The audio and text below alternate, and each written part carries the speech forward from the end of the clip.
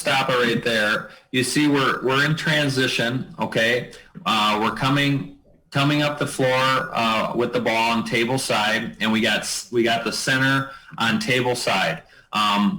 We're a little high. I think we stop a little too soon, so I think we're a little high. I think we can come down another step towards the end line, and that probably will put us in better shape to seeing this resulting dribble drive. I think we get the play correct, but I think we kind of guess a little bit because we're not in the right spot. So just really work to get to the proper initial position, and then we can adjust from there. So, it kicked me back to the beginning.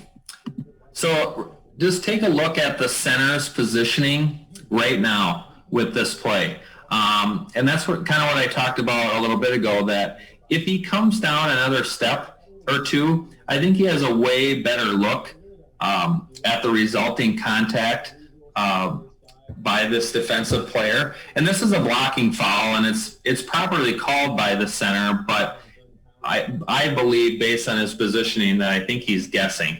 The lead closes down, so he's in good position, and he can help, but this is not a secondary defender play. This is in the center's area. It's a dribble drive coming from center, so the center should take it.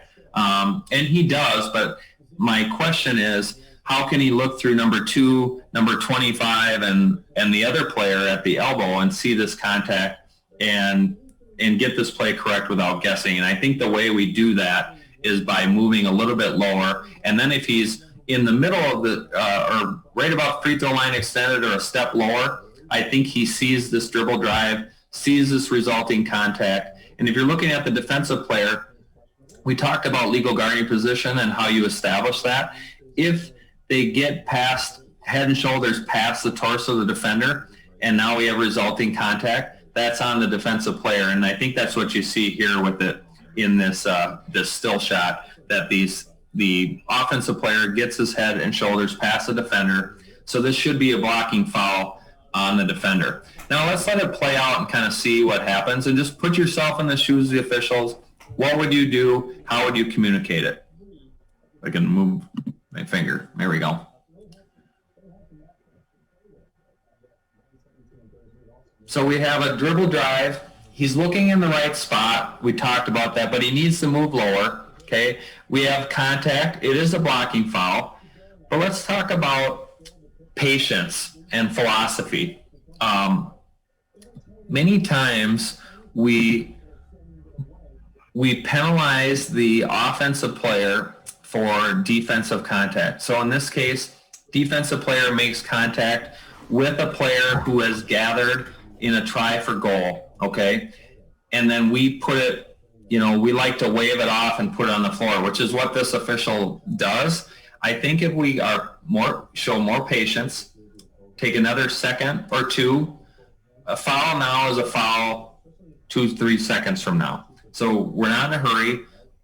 Give it another 1, 2, 3 second count, then put air in your whistle. That way, if you end up giving them free throws or counting the basket, no one's going to know any different, and they won't question you, and you won't hear this isn't the NBA and all that kind of stuff. Now, if you do hear this isn't the NBA, then you probably did it correctly, because, by the way, we have continuation at all levels of basketball, and we're not awarding offensive players continuation as much as we should.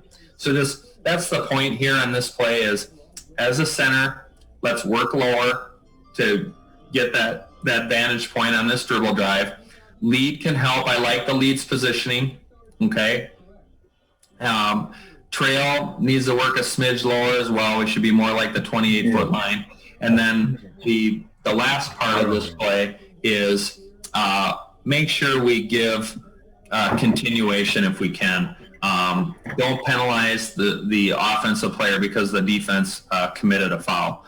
So I'll just start it from the beginning, play it one last time, and just take a look at it from those perspectives. So work a little lower as the C, and then mechanically as the C. Let's not do the one arm wave off. Put your hand in the air, fist, and then you can wave it off if that's what you're doing. Signal a block, signal 2 shots, go through your sequence. But you see right about the time of contact, he's gathering let's give them free throws. Don't penalize them, and make sure that we don't try to do two mechanics at once.